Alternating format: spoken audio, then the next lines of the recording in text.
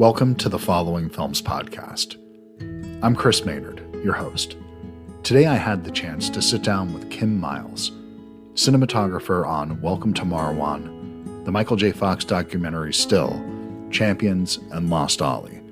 I had Kim on the show to discuss his latest project, the Netflix original series, The Brother's Sun. The story in The Brother's Sun is set in motion when the head of a Taiwanese triad is shot by an assassin, and his eldest son, Charles, heads to Los Angeles to protect his mother and brother, who've been completely sheltered from the truth of his family until now.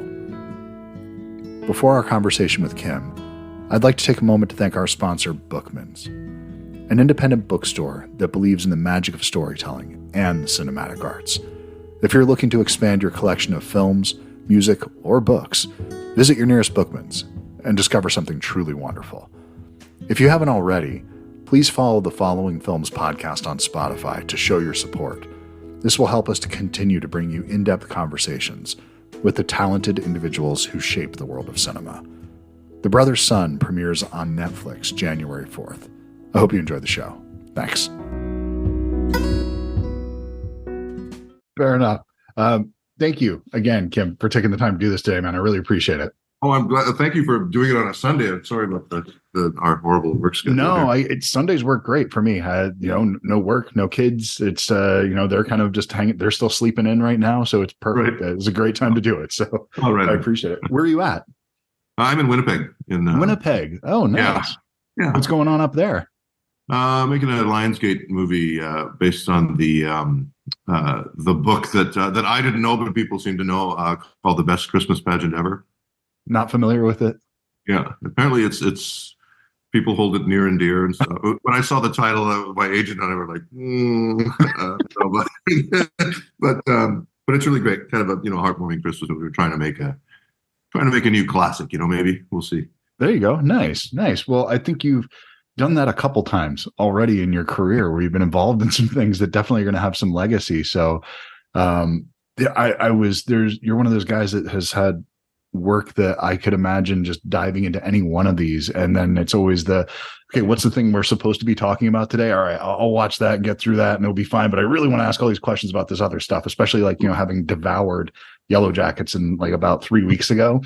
But then when you got to the moment in the opening of this series where the TV flips around, I was just, okay, I'm on board completely with this thing. This is something that I'm when I see in every episode of this, literally things that I've never seen before in action and comedy. Oh yeah, for sure. I mean, I could go through the specifics of it, but there's just from a visual sense, some of the things that you do here are really impressive. And I'm just wondering, talking about the idea of, from a visual point of view, how you address the balance of comedy and action, because I think you do both really well here without undercutting either one, where it's not so over the top and goofy that it doesn't carry weight and have seriousness, but it also is intense, and but it's still funny as hell. So it's a really difficult balance to pull off. Yeah, it's fun. I think, a lot of the camera cues, I think, between action and comedy are similar. We want to be, the physicality of what's going on is more important than it is in drama. So that sort of lends itself to it, being wider, seeing more of what's happening. And we picked the 2:3:9 aspect ratio early on, so that we could tell more story, within the frame, and also, kind of pay a little bit of homage to the old Hong Kong action movies, all the old Cathay films and stuff, that were shot in scope. So, so I think it was just a matter of finding those similarities, between the action and the comedy, and letting those play out. The cast was so great, so that made it a lot easier to shoot. The director, Kevin Tancheron, and I we'd worked together about 10 or 12 years ago, I think, on a Mortal Kombat reboot. Okay, yeah, years and years ago. So we had a really good shorthand, and when this came up, he said, let's do it. Come down to LA. Let's make the show. So, and we really wanted to eschew the Hollywood action cutting style in favor of a more Jackie Chan, more Hong Kong style, wider is better, embrace the choreography. Yes. You know, it's I think we found a little bit of a blend. It didn't live as much as I was hoping it would in big wides, where you could watch everything kind of play out in the proscenium. But I think we found a nice blend of between that and between the Hollywood style of cutting, rapid fire cuts into action. So yeah, that's and the writing, one of the things that we were really conscious of. I grew up in Malaysia, so my mom's Chinese, my dad's from a mule farm in Missouri. Wow. And yeah, one of the things we wanted to kind of embrace, and we felt was a little bit underrepresented in Hollywood, was an Asian perspective in the creative. Now we're starting to see it a little bit more, with a bit more of this. A bit more diversion and a bit more, I don't want to say affirmative action, but there's more inclusion in Hollywood now, and this show is very much focused on bringing as many Asian, Chinese, Taiwanese crew members together. So a lot of those, what we found right away was everybody had commonalities in things like how important food was, how central food is, and sharing meals is to culture, how important. It doesn't matter who you are, whether you're Charles Sun, the triad boss. If mom says, sit down and shut up, that's the end of, that's the end of it. So, and that translates, I think, through, we all started the show thinking, oh, those are all, uniquely Chinese or uniquely Asian cultural traits. But we found out that they're not, they're for everybody. So it becomes accessible to everyone. So, so that was a huge thing. I forget where I was going with this point, but trying to breathe a little bit of Asian influence into the show was kind of an important thing, in the beginning. There's something that's really, I think, interesting that happens when you make something that's somewhat specific and singular, and you're honest to that, and you're very honest to that experience. It ends up becoming universal.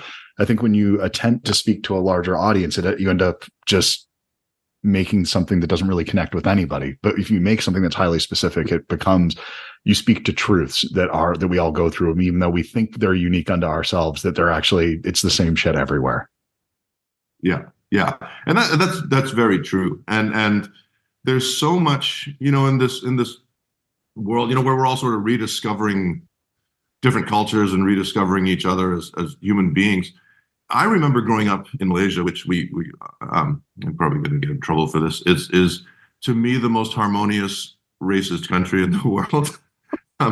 Everybody just gets along. Everybody embraces all the ups and downs of each particular culture, each particular race, and people are able, or at least they used to be able, to laugh at themselves and to laugh at one another and just embrace one another. And that's something that it feels to me has been filtered out of society. And in these efforts to make everybody comfortable and to avoid offending anybody, we've lost a lot of humanity, and a lot of, you don't feel like you can just put your arm around someone and say, hey, how's your day going? Because so hopefully we're heading in a way that peels back some of those layers of trying to protect one another from ourselves and letting human beings be human beings again. I think one of it's like a lot of things where that kind of intent behind those actions, they're meaning well by not wanting to hurt somebody or not wanting to offend or doing those things. But what you end up doing is isolating people from one another in the end. And it's something that's just, it's counter and gives the exact opposite of what you want to do. And really, I mean, for me, talking shit to each other is my love language. So as soon as somebody starts making fun of me, I feel like, okay, we're going to be okay. Like it's, if somebody's holding me at an arm's length and being protective of me, that's uncomfortable to me. I agree. So, 100%. Can you talk a little bit about a lot of the mirroring you do with the brothers, where something like the driving of the cars and the way that you show the way they start things up and get things going. One's in a Nissan and the other's in a Lamborghini, and these kinds of things that you go back and forth with that are just, it just kind of pulls the, takes the piss out of like what would normally be this, kind of badass, look at this tough guy driving this car kind of moment. But because you've treated it in the same way on both sides, it's amazing. And it's just this kind of thing where you're drawing parallels between the brothers. So it's doing heavy lifting as far as like telling the similarities between these two, but also pointing out the differences between them. And it's this wonderful little details in the film throughout, or sorry. It's a lot of fun in the show. Yeah. Yeah. And Byron, being from that culture, Byron, our showrunner and writer and Brad were so in tune with that, and having seen both, growing up in Malaysia, seeing both sides of that coin.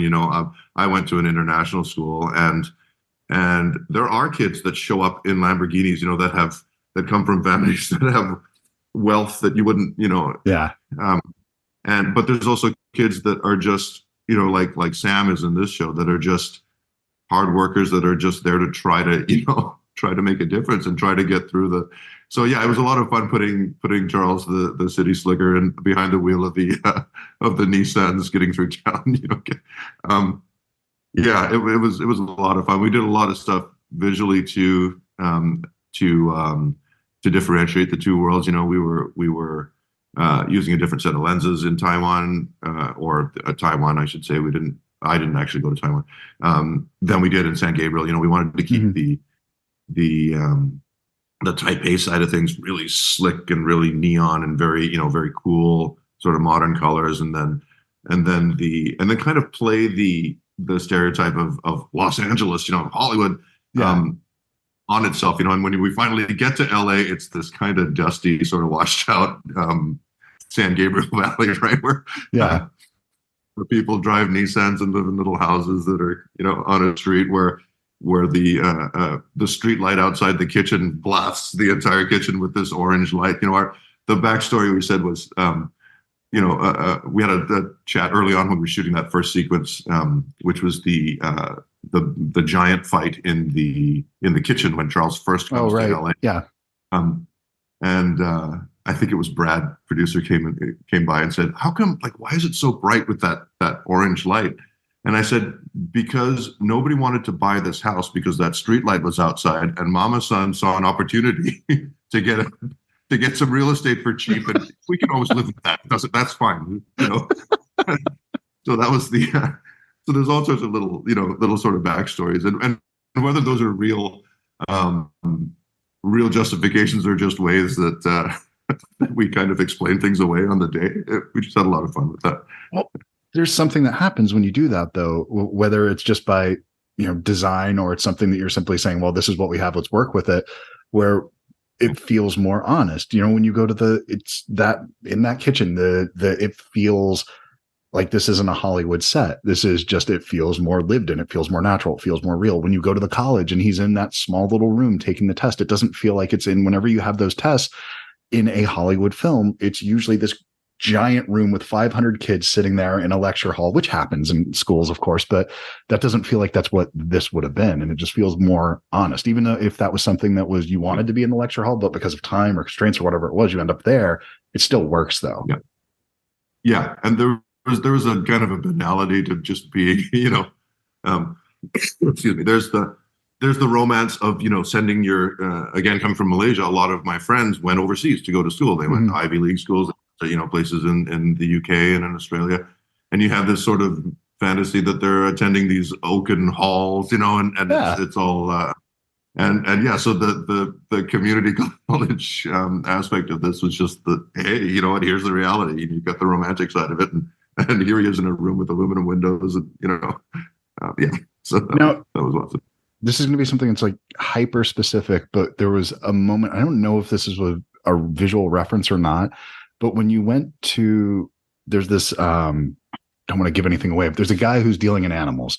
And when you go to his sort of area, you go to his office, for lack of a better word, there was, in that moment, it felt like something from Blade Runner. Just in when they go to see the animals and see where they're coming from in Blade Runner, when they go to get the examination of the scales on the lizard or the snake or whatever it was. Was that a visual reference point for that? Or was that just something I was drawing an unnecessary connection there? I love that you did. It wasn't particularly, but we did know that we wanted to be that world wanted to be its own kind of unique little corner of the underworld, Yeah. But even as underworldly as it is, it's so uniquely Asian in that he's the guy that deals in the exotic animals. Like there's always somebody that you can go to get the exotic animals when you need to. I mean, of course there is. So yeah, but we did want to keep it, almost.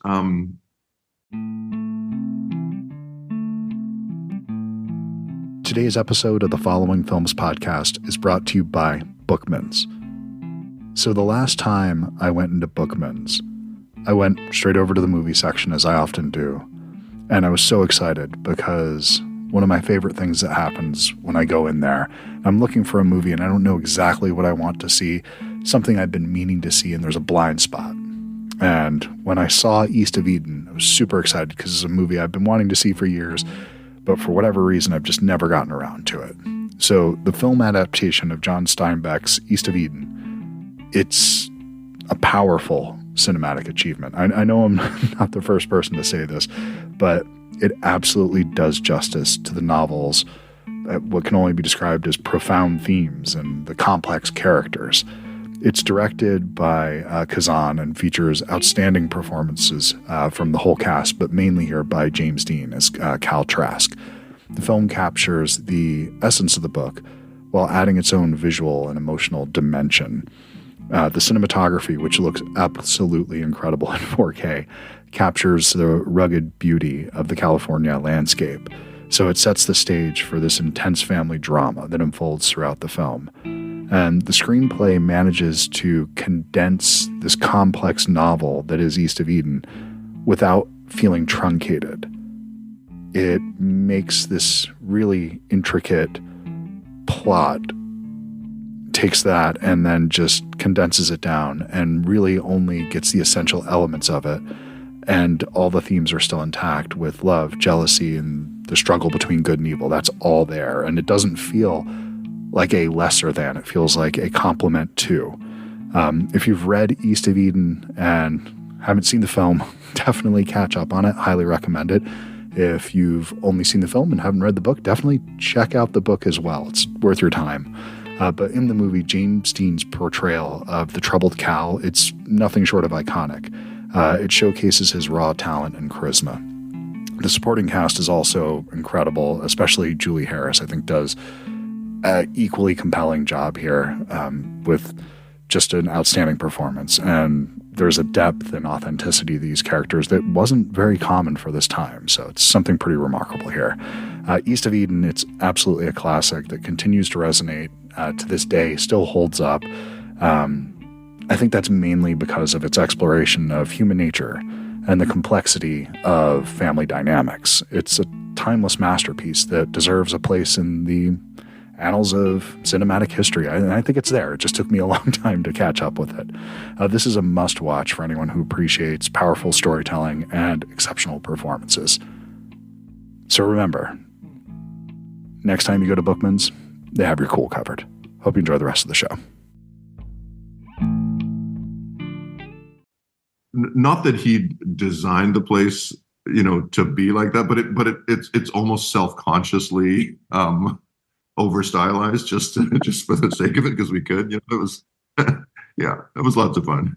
Well, there's a lot of undercutting, but in the design of it, where there's almost a self-awareness where it's either making fun of the character through design or it's something that you're just illuminating something about them. And that was definitely one of those ones where it was just, you're right, it's so exaggerated that there is a tongue-in-cheek aspect to it, which but again, it still carries the weight of it, which is something that's really tough to pull off. And in that moment when you're first learning something about an honor code in that scene, and then when that's repeated back from Michelle Yeoh later, it's done for humor. And so when it's they had the exact same reaction to this, it's just all these little really tight little beats that happen within here that if you're not paying attention, I think you could lose sight of some of these and how detailed this particular story is.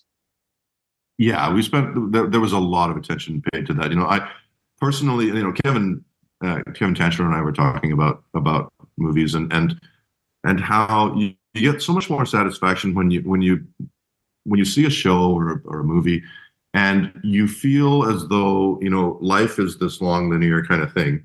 Hmm. And the story we're telling is this little piece of it. It's not the beginning, the middle, and the end, like in a traditional story. It's just a glimpse into this, as the train's going by, you're picking these three cars and you see those as you go Yeah. by. And that's what I think grounds the show a lot, is that it feels like there's a life that's bigger than the show going on always around us, and we're just witnessing what we need to witness to get our story through, but there is a greater story that's continuing, a glacier that's continuing to go by. And you get so much more value from that, when everybody's thinking in the big picture, instead of just saying, what do we need to tell the story in the scene? It's like, what aspects of this person's character come to bear that make this scene funnier or make this scene more heavier, and it gives it so much more richness, I think, than just contriving narrative to fit the movie, rather than just sort of fitting the movie within the narrative. No, absolutely. It's when you feel the world outside of it, it gives it the option that you could head off on any deviation and the world could just open up in any direction, because it feels like that's possible. It doesn't feel like this is a chamber piece. This is not something it just feels like there's an entire lived in world here. Could you talk a little bit about just another one of these action sequences here where there's I'm just going to call out one specific moment where somebody has their hand knifed to both the floor and a table at the same time. And that, again, that's something that I literally have never seen in a film before. I watch a lot of action. I'm by no means an expert, but I watch a lot of action films. That particular moment is something, and I won't give away the punctuation at the end of that thing and how it ends, but it's, I've never seen that before. And I have definitely never seen the thing that ends this before. Can you talk a little bit about putting that particular moment together? Well, that was day one, I think, of shooting on the entire season. Are you serious? Yeah, so we didn't ease into it by any means. Our fight choreographer, stunt coordinator, is Justin Yu, who spent a lot of time on the teams that did the John Wick movies and Fast and Furious and stuff like that. So he was, he wasn't the coordinator on those shows, but he was, quite high within the hierarchy of those crews. And I think this was, I could be wrong, but I think this was an early opportunity for him to really step up and run the show. And his creativity, his attention to detail, and their sort of fastidious work ethic was what gave us all of the choreography and all the fight sequences. Those all came from Justin and from Kevin and from Byron, our showrunner. But there, a lot of it was on the page, was written on the page. I can't underplay how much Justin contributed to making those fight sequences leap off the page and become, and come to life. So that was a sequence that was written the way it appears on the screen. So it's from the mind of Byron and Brad. But yeah, and we put it together, with Justin's help on set. It was a definitely interesting way to start the series. That was shot on stage. We had the house, Mama's house was a built set on stage. And yeah, it made for a very busy first 2 or 3 days, I think, that we did that sequence. We learned very quickly about how much we'd bitten off on day one, and how much we could accomplish. But we were always kind of confident because we had that sort of plan to going back to the Hong Kong filmmaking stuff. We always had the plan to kind of stay wide and not do too much cutty stuff. So even though the fight sequences were the choreography was quite complicated, we naively at the time thought, well, we're staying wide, so we can spend more time doing multiple takes of the wide stuff and getting the choreography right. And rather than spending time setting up tighter shots, a shot of a fist hitting a thing of course we ended up doing everything anyway and got behind pretty quick the first couple of days of shooting. But we found it, and there were a lot of lessons learned right away. But yeah, that's sort of emblematic of the entire show, that how creative the fight sequences were, and that was really a combination of writing and then Justin and his guys bringing the writing to life for sure. Yeah. Well, it's so impressive to me because I don't know if it's just because I'm 47 and I grew up watching probably some of the same, the Shaw Brothers stuff that I would see when I was a kid. And so for me, there's a sense of geography that you lose when you start doing the fast cutting, and it can feel impressive and you could feel the sense of what's going on, but it never really fully, I'm not blown away by it. It's, when I watch something like Police Story, that's something that just you're watching that going, my God, there's people doing that. It's just like there's no magic trick. It's just there on the screen. And it's something that even if it's not as, I guess, as propulsive necessarily as the quick cutting is, and it doesn't have that intensity behind it, there's a different thing happening there that's just my God, this is something that's really happening right there. It's like, are these people going to be okay kind of thing? It's more of a dance, right? Yeah. It's more of a dance than it is a technological exercise. And there's a really great YouTube video that you can find. It's of an interview with Jackie Chan. He's talking about the difference between Hollywood and Hong Kong filmmaking styles. And in it, the sort of core of his argument is that in Hong Kong, you sit back and you tell the story, and you rely a lot more on your performers to take the brunt of the action onto their shoulders, literally. And sure, people get hurt, but it's all in. It sounds so callous to say that, but I think his point was that the dedication to the art form is so much more profound in Hong Kong filmmaking, and the expectations to get it right in the wide, no matter how many takes. If it takes 75 takes crashing through a window, then that's what it takes to get it right. I mean, in the realities of modern filmmaking, we don't have that luxury, to do that sort of thing. We'd need Jackie on set to fight for that. But well, I mean, you had Michelle Yeoh who did that Police Story 3 motorcycle thing. That's still one of the most insane things that I've ever seen. So. Right. So great.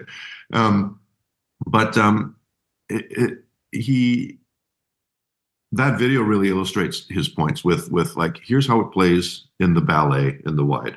Yeah. And then here's how it plays in Hollywood when it's cut, triple cuts, and a lot of times the cutting of it kind of betrays the action. And that video explains it, in how it's the timing of cutting to a hit across the face, for example.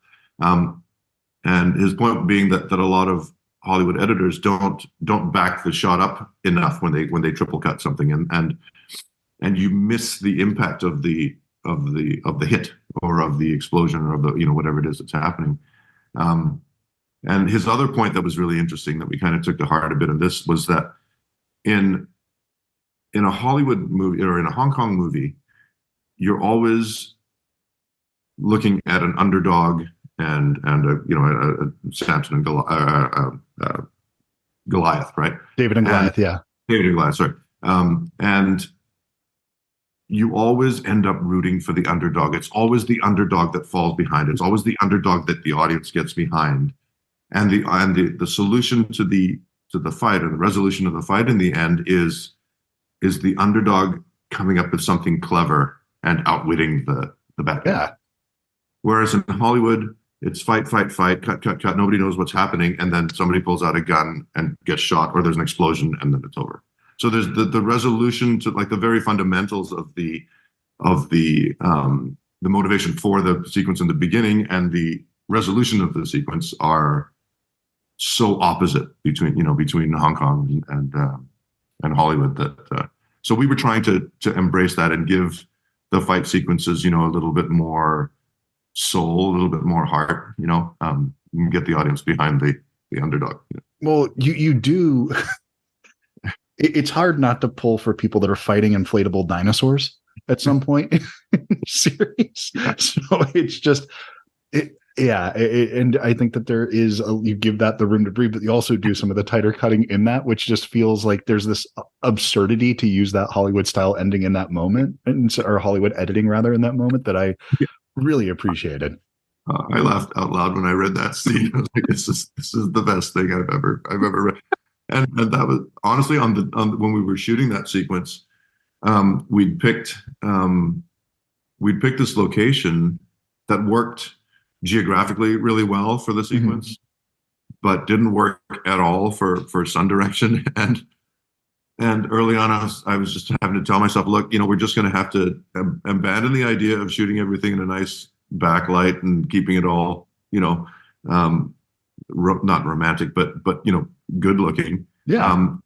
And just sort of embrace the hot kind of San Gabriel overhead sun and just say, look, this is what it is. It's an absurd fight sequence in some rich kid's backyard that we're just going to have to, shoot the way it is. And I think we shot that sequence over 2 days, and it was just a scramble the entire time to get each shot set up. It was that was one of the hardest sequences in the entire movie.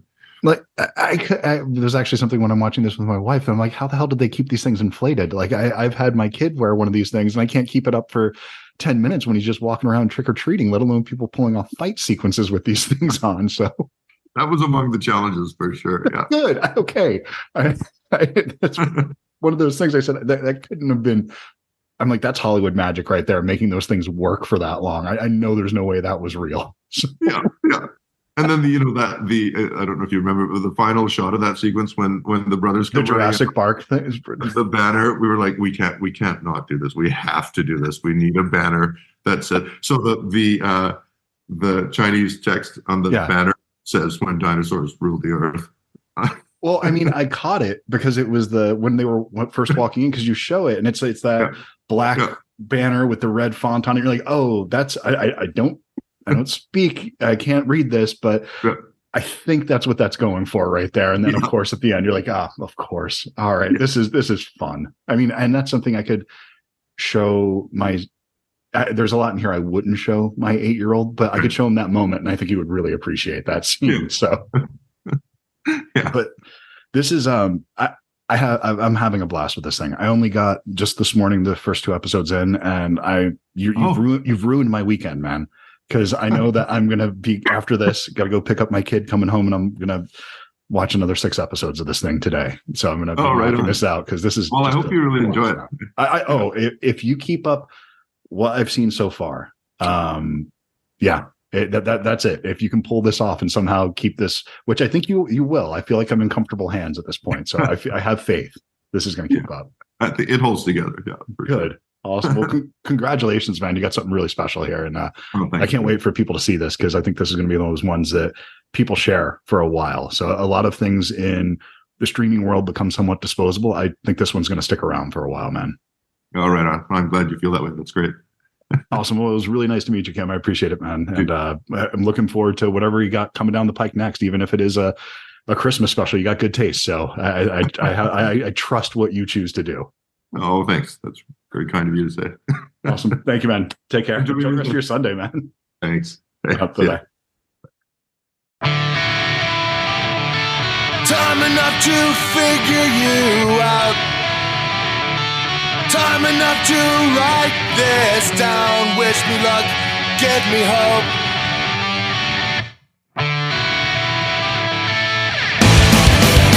So